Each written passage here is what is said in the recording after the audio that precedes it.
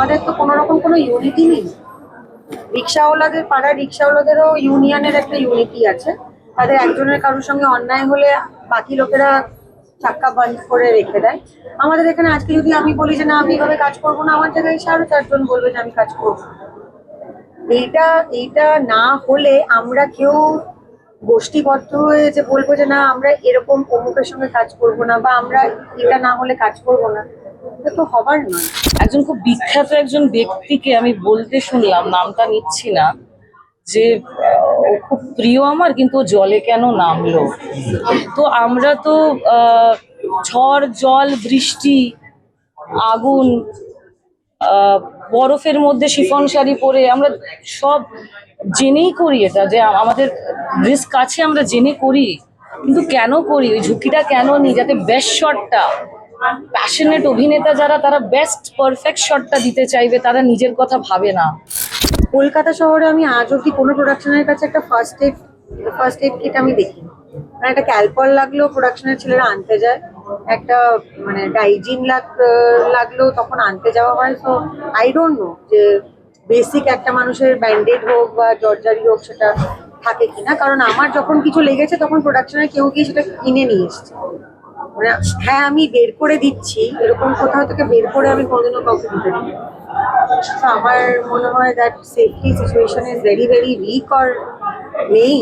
গত 2-3 দিন ধরে আমি প্রচন্ড মনোকষ্ট, তো ছেড়ে প্রচন্ড রাগ হচ্ছিল নিজের প্রতি আমার, যে এটা কোথায়, আমরা কেন আমরা এরকম, মানে আমাদের অক্ষমতার জন্য এরকম শিল্পীদের হারাবো একটার পর একটা। কত লাইট টেকনিশিয়ান রসটমের উপর লাইট করতে গিয়ে উপর থেকে পড়ে যান। Do we have insurance? No.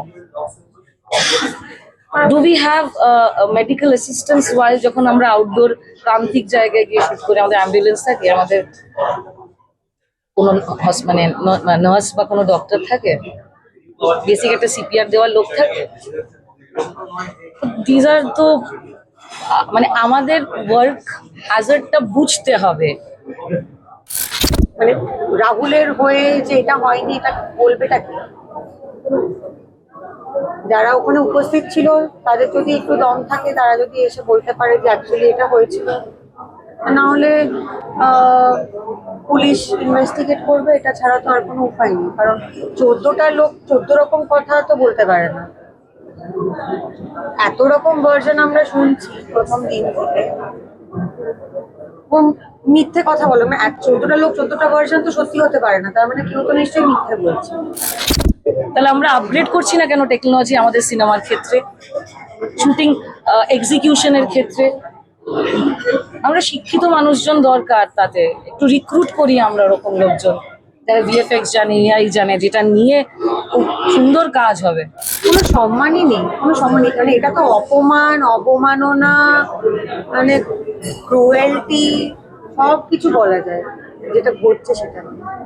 It is extremely extremely unfortunate. আর আমি তো আমার পোস্টেও লিখেছিলাম যে যার গেল তার গেল, বাকি লোকেরা এটা নিয়ে কতদিন কথা বলবো? 1 মাস কথা বলবো, 2 মাস কথা বলবো, সবাই নিজের জীবনে ফেরত চলে যাবে। যাদের বাড়ির ছেলে গেল, যাদের বাড়ির বর গেল, যার বাড়ির বাবা গেল, তাদেরকে এটা নিয়ে বাঁচতে হবে। ইট ইজ আ প্রফেশনাল জায়গা, ইটস আ চ্যারিটি হচ্ছে না। এই রাহুলই কিন্তু এই সিরিয়ালটা করার আগে কিন্তু কোনো কাজ ছিল না ওর কাছে। তো ইন্ডাস্ট্রি যদি মনে করতো যে লস, তাহলে তো ইন্ডাস্ট্রির ওকে আরো অনেক বেশি কাজ অফার করা উচিত ছিল। কেউ যখন চলে যায় তখনই সবার হঠাৎ বিবেক দংশন হওয়া শুরু হয়, খুবই লস।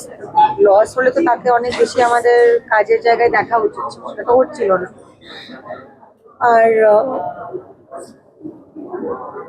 নিয়মগুলো আসল জায়গায় হওয়াটা অনেক বেশি জরুরি, রাদার দ্যান ফালতু নিয়ম। স্বস্তিকাকে আর্টিস্ট ফোরাম থেকে যে একটা চিঠি দেওয়া হয়েছে, প্রথমে বলা হয়েছিল এফআইআর করা হবে, তারপরে একটা চিঠি দেওয়া হলো, কিন্তু সেই চিঠিতে আর্টিস্ট ফোরামের কোনো মেম্বার বা কারোর কোনো সই নেই। আমি জানি না, আমাকে তো যোগাযোগ করা হয়নি চিঠিতে সই করার জন্য, তো আমি জানি না। আর টেকনিশিয়ানদের একটা মোমবাতি মিছিলের কথা এখন বলা হচ্ছে, এই মোমবাতি মিছিল কি জাস্টিস এনে নিতে পারে না, এটা মানুষের প্রতি শ্রদ্ধা জানানোর বিষয় হতে পারে। জাস্টিস তো কিসে আসবে আর কিসে আসবে না সেটা তো আমাদের আর নিয়ে আলোচনা না করলেই ভালো। কিন্তু যেটা হয়েছে সেটা অন্যায়, এবং সব থেকে খারাপ বিষয়টা হচ্ছে দায়ে এড়িয়ে যাওয়ার। 14টা লোক 14 রকম কথা বলছে, কেউ কিছুই জানে না, কেউ সেখানে ছিলই না, কেউ কিছুই দেখেনি। একজন অভিনেতা কখনোই তার ডিরেক্টর তাকে না বললে সেটা পাগল নয়, সে নিজের থেকে হেঁটে সমুদ্রের মধ্যে চলে যাবে। আর ড্রোনটাও কি অভিনেতাই বলেছিল কলকাতা থেকে নিয়ে যাওয়ার জন্য? ড্রোনটাও কি ওরাতে অভিনেতাই বলেছিল? তো নিশ্চয়ই নয়। আমরা তো সবাই জানি কিভাবে কাজ হয়। বাট সেফটি মেজার্সের বিষয়টা আমাদের ইন্ডাস্ট্রিতে খুবই খুবই উইক। আর অর্ধেকের বেশি সময় কোনো সেফটি থাকেই না, থাকলেও সেগুলো সেগুলো এমনই সেফটি থাকে যে ওগুলো অ্যাকচুয়ালি কতটা মানুষের ক্ষতি হওয়া থেকে বাঁচাতে পারবে আমি জানি না। কোনোদিনও কোনো অ্যাম্বুলেন্স স্ট্যান্ড বাইতে আছে বা কোনো ডাক্তার স্ট্যান্ড বাইতে আছে। আমি অ্যাকচুয়ালি কোনোদিনও কোনো প্রোডাকশনের একটা ফার্স্ট এড কিট যে আমি চোখে দেখিনি। কলকাতা শহরে আমি আজ অব্দি কোনো প্রোডাকশনের কাছে একটা ফার্স্ট এড কিট আমি দেখিনি। মানে একটা ক্যালপল লাগলেও প্রোডাকশনের ছেলেরা আনতে যায়, একটা মানে ডাইজিন লাগলেও তখন আনতে যাওয়া হয়। সো আই ডোন্ট নো যে বেসিক একটা মানুষের ব্যান্ডেড হোক বা জর্জারি হোক সেটা থাকে কিনা। কারণ আমার যখন কিছু লেগেছে তখন প্রোডাকশনের কেউ গিয়ে সেটা কিনে নিয়ে এসছে। মানে হ্যাঁ, আমি বের করে দিচ্ছি, এরকম কোথাও থেকে বের করে আমি কোনোদিনও কাউকে দিতে দিই। তো আমার মনে হয় that safety situation is very very weak or নেই। আর ওই কারুর একটা চরম ক্ষতি হলে তখন সবার ঘুম ভাঙে, যেটা এখন ভাঙছে। বা এরপর থেকে হয়তো মানুষের আরো অনেক বেশি সচেতন হয়ে যাবে, বা অ্যাকচুয়ালি নাও হতে পারে। কারণ নাও হতে পারে, কারণ ঘুমটা হয়তো ভেঙেছে, এবার সেটা ওই ঘুম ভাঙার পর সেটা কতক্ষণ মানুষের জেগে থাকবে সেটা আমি জানি না। কারণ আমাদের তো কোনো রকম কোনো ইউনিটি নেই। রিক্সাওয়ালাদের, পাড়ার রিক্সাওয়ালাদেরও ইউনিয়নের একটা ইউনিটি আছে। তাদের একজনের কারোর সঙ্গে অন্যায় হলে বাকি লোকেরা চাক্কা বন্ধ করে রেখে দেয়। আমাদের এখানে আজকে যদি আমি বলি যে না আমি এভাবে কাজ করবো না, আমার জায়গায় এসে আরো 4 জন বলবে যে আমি কাজ করবো। এইটা এইটা না হলে আমরা কেউ গোষ্ঠীবদ্ধ হয়ে যে বলবো যে না আমরা এরকম অমুকের সঙ্গে কাজ করবো না, বা আমরা এটা না হলে কাজ করবো না, এটা তো হবার নয়। এর আগেও নানান জায়গায় আমরা দেখেছি যে এগুলো হয় না। মানে কোনো একজন প্রডিউসার সে বারংবার টেকনিশিয়ানদের টাকা মারছে, সে আর্টিস্টদের টাকা মারছে, এই এত কাণ্ড লেখালেখি হলো, তারপরেই দেখলাম যে প্রথম সারি 2জনকে তার সাথে কাজ করবে। এই যে আরো 10টা লোক যে টাকা পেলো না বা তাদের যে টাকাটা মার গেল, সেই প্রডিউসারও কি দায় থাকবে করার? Because I will not work, someone else will come and work. There is absolute zero unity, and এই যে ক্যামেরাটারি কথাটা, এগুলো শুধু সোশ্যাল মিডিয়াতে লেখার জন্যই আছে। এগুলো টুইটার সোশ্যাল মিডিয়ায় লেখার জন্য ভীষণ ব্রাদারহুড, সিস্টারহুড, ক্যামেরাটারি, এগুলো নেই। ভালো ভালো সুন্দর সুন্দর ইংরেজি শব্দ সোশ্যাল মিডিয়ায় লেখা কিচ্ছু নেই। আমি যদি আজকে বলি যে না I am putting my foot down, আমি এটা না হলে কাজ করবো না, কালকে সকালবেলা কেউ এসে আমার জায়গাটায় একদম কিচ্ছু লাগবে না বলে কাজটা করবো। তো এখন যতদিন ব্যাপারটা নিয়ে আলোচনা হবে তখন সবাই এটা নিয়ে কথা বলে, তারপরে পুনর্মুশিত হবে। So I have no hope. It's a hopeless situation. যেটা দেখছি যে দায় এড়ানো থেকে শুরু করে দোষটাও যেন কোথাও দেখছি রাহুলদার উপরই দিয়ে দেওয়া হচ্ছে যে তার জন্যই এই ঘটনা ঘটেছে এবং সে তার ঠিক স্থিতিতে ছিল না, সেই জন্য এই ঘটনা ঘটেছে। হ্যাঁ, কিন্তু সেটাও তো লোকে জানে না।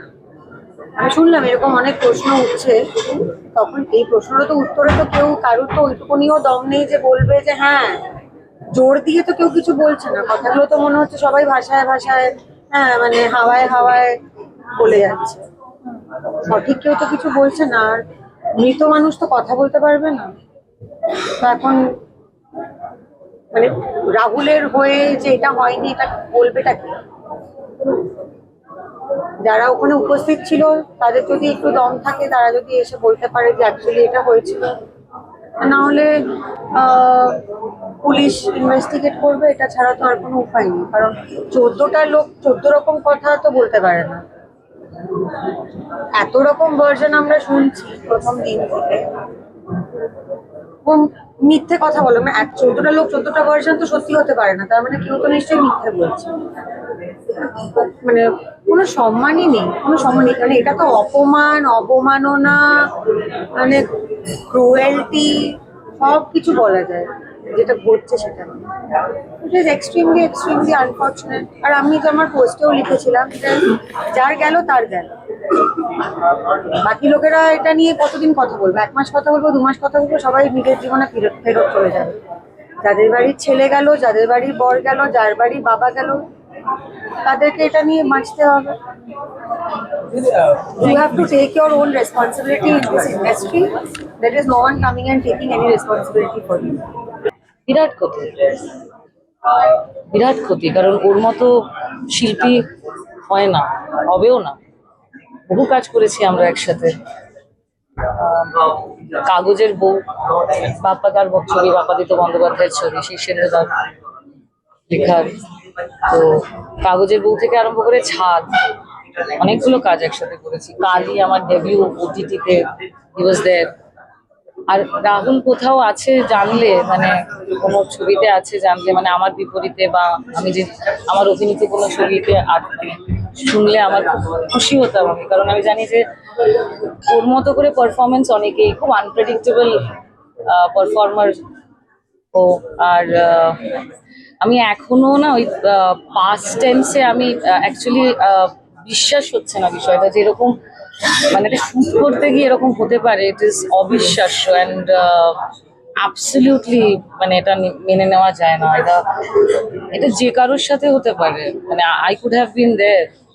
মানে আমরা তো একজন খুব বিখ্যাত একজন ব্যক্তিকে আমি বলতে শুনলাম, নামটা নিচ্ছি না, যে ও খুব প্রিয় আমার, কিন্তু ও জলে কেন নামলো।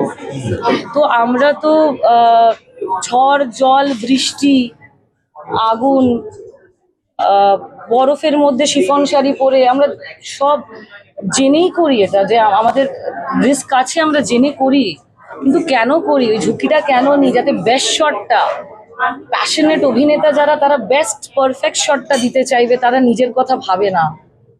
এইখানেই team work, cinema team work কেন? শুধু তো ডিরেক্টর, ডিওপি আর অ্যাক্টর হলেই হয়ে যায়, তাহলে কেন টিম ওয়ার্ক বলা হয়? যে ওই রকম মুহূর্তে, ওরকম একটা সময়, যাতে ওই ঝুঁকিটা শেষ ঝুঁকি না হয়। আমরা তো ঝুঁকি নিয়েই কাজ করব। আমরা কি জলে নামবো না কাল থেকে? হ্যাঁ, হতে পারে। তাহলে সেই টেকনোলজি টলিগঞ্জে এখনো শুরু হয়নি, করা উচিত।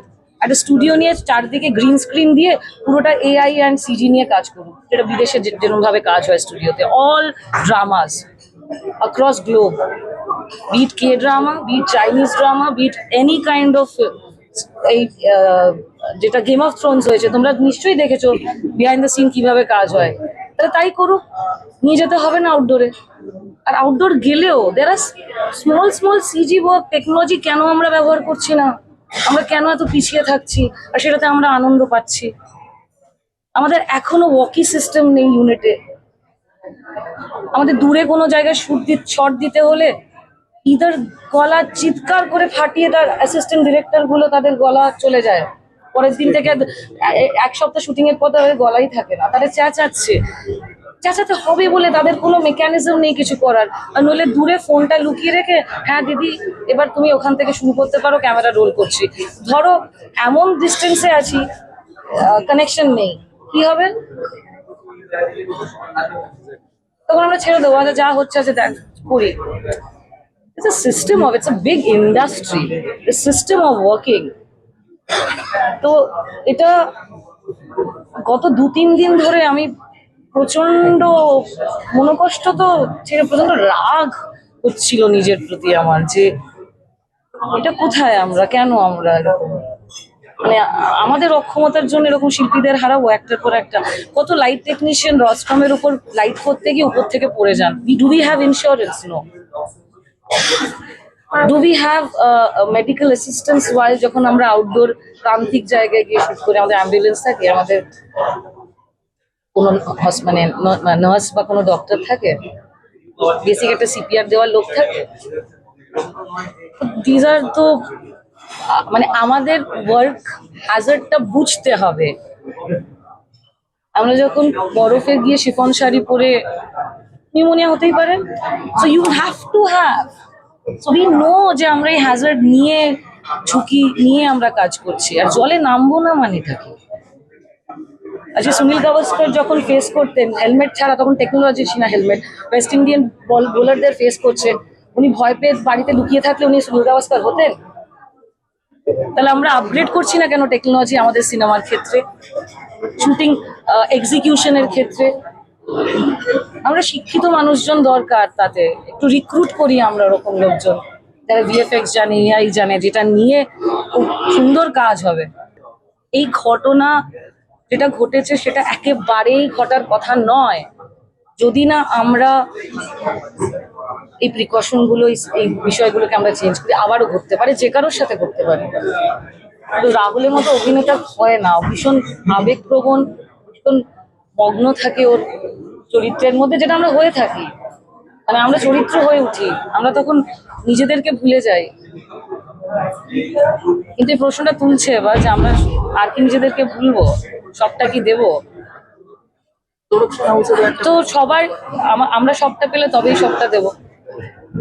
নানা মত তোমাদের এটা বলা উচিত এইভাবেই যে there has to be a systematic change in the entire space, because it is a professional জায়গা, it's a charity হচ্ছে না।